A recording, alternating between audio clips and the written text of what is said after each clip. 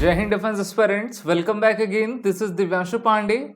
Ministry of defence के defence acquisition council के द्वारा 84,000 करोड़ से भी अधिक के वर्थ से हमारे डिफेंस इक्विपमेंट को मंजूरी दी गई है। तो चलिए जानते हैं कि ये जो एक बड़ा एक्विजिशन प्रोजेक्ट लाया जा रहा है, इसके तहत हमारी किन किन सेनाओं को क्या क्या मिलेगा। शुरुआत करते हैं आज के सेशन की। जैसा कि हम सभी जानते हैं कि करगिल वॉर रिव्यू कमेटी के द्वारा डिफेंस एक्विजिशन काउंसिल यानी कि रक्षा अधिग्रहण समिति का गठन किया गया था और ये प्रोक्यूरमेंट एक्विजिशन से रिलेटेड फैसले आपका लिया करती है। भारत सरकार के अंतर्गत जो हमारी मिनिस्ट्री ऑफ डिफेंस है और डीएसी जो काउंसिल है जिसकी चेयरमैनशिप भारत के रक्षा मंत्री के द्वारा किया जाता है और राजनाथ सिंह अभी के रक्षा मंत्री हैं।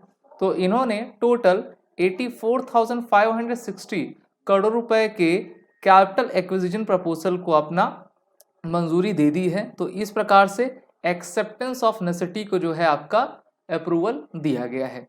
इसके चलते जो है आत्मनिर्भर भारत के तहत जितने भी आपके प्रोक्यूरमेंट प्रोसेस हैं उनको किए जाएगा और जो हमारे इंडस्ट्री के इंडियन वेंडर्स हैं उनको इस प्रकार के प्रोजेक्ट टेंडर दिया जाएगा जिससे कि भारत में ही हमारे इन डिफेंस इक्विपमेंट्स का निर्माण हो सके।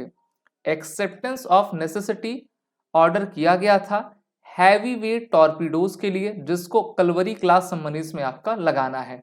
टॉर्पीडोज एक प्रकार के आपके ऐसे मिसाइल्स होते हैं जिससे कि आप किसी भी सबमरीन को या फिर पानी में रह रहे किसी भी ऑब्जेक्ट को आसानी से निशाना बना सकते हैं। और आप सभी जानते हो कि भारतीय नौसेना के पास अभी लगभग 18 के करीब सबमरीन्स हैं और उन सभी में इस प्रकार के हैवी टॉर्पीडोज आपके लगाए जाएंगे। तो इनको भी खरीदने का प्रोसेस आपका शुरू हुआ है।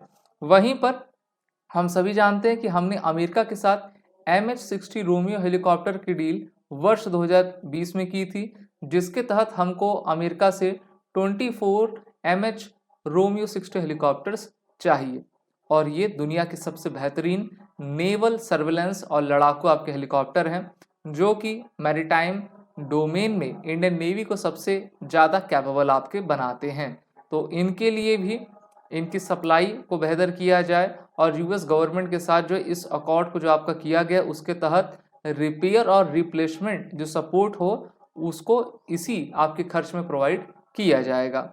वहीं पर Indian navy ships one step ahead of threats posed by the adversaries, the AON under by Indian category according to the procurement of active towed array sonar। तो देखिए सोनार रेंजिंग क्या होता है, अगर समुद्र के अंदर कोई भी ऑब्जेक्ट है तो उसकी दशा दिशा पता करने के लिए सोनार का प्रयोग किया जाता है। साउंड नेविगेशन रडार का जिसके माध्यम से हम किसी भी एडवर्सरी सबमरीन को डिटेक्ट कर पाते हैं और उसको पिन पॉइंटेड निशाना बना सकते हैं। तो इस प्रकार की टेक्नोलॉजीज को भी काफ़ी तेज़ी से लाया जाएगा और इसलिए इतना बड़ा प्रपोजल आपका रखा गया है। वहीं पर अगर हम देखें तो आप सभी जानते हो कि जो सॉफ्टवेयर डिफाइंड रेडियो सिस्टम होते हैं उनको इंडियन कोस्ट गार्ड को दिया जाएगा और ये बेहतर तरीके से अपने फ्लाइट रिफ्यूलर एयरक्राफ्ट में इसको आपका लगाकर बेहतर कर पाएंगे। आपको पता हो कि हमारी इंडियन कोस्ट गार्ड जो है मिनिस्ट्री ऑफ डिफेंस के अंतर्गत ही आती है। वयम रक्षामा इनका मोटो है और हाई स्पीड कम्युनिकेशन को सिक्योर करने के लिए हमें सीमलेस इंफॉर्मेशन एक्सचेंज चाहिए जो कि नेवी और कोस्ट गार्ड के बीच में हो। इसी कारण से टोटल 15 मैरीटाइम एयरक्राफ्ट हमारे नौसेना और कोस्ट गार्ड के लिए आपके खरीदे जा रहे हैं और ये जो खरीद है हम एयरबस से करेंगे और भी एयरबस के C295 एयरक्राफ्ट भारत में आपके आएंगे।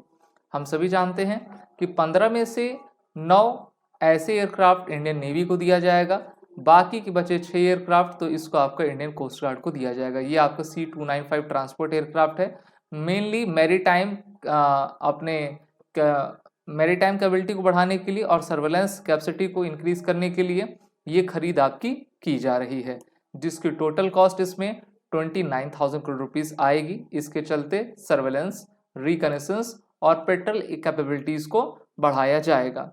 और यहाँ पर बताया गया है कि innovation for defence excellence startup MSME के थ्रू जो है ये सभी प्रोक्योरमेंट को हम प्रमोट करेंगे जिससे कि एडवांस टेक्नोलॉजी भारत के स्टार्टअप्स आपके बना सकें और टेक्नोलॉजी डेवलपमेंट फंड स्कीम है, उसके तहत भारत सरकार इस पे पैसे आवंटित कर रही है, जिसके माध्यम से जितने भी बड़े बड़े इनोवेशंस हैं उसको भारत में उसकी टेक्नोलॉजी बनाकर हमारे फोर्सेस को काफ़ी सक्षम सबल किया जा सके।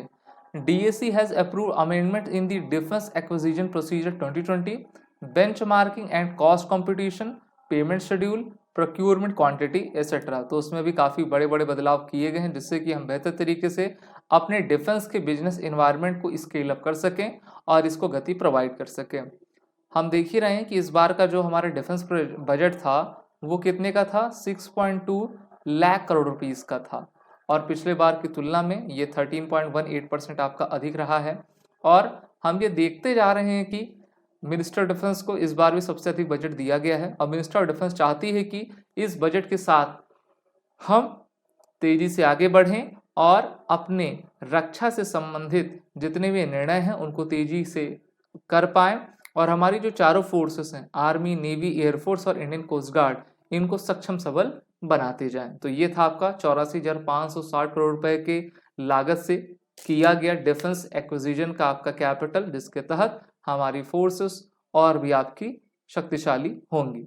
आप सभी defence aspirant SSB crack exam के इंटरव्यू और रिटन कोर्सेज में इनरोल होकर अपने आने वाले एग्जाम की तैयारी जरूर करें और वॉर रिटन कोड का यूज कर लें।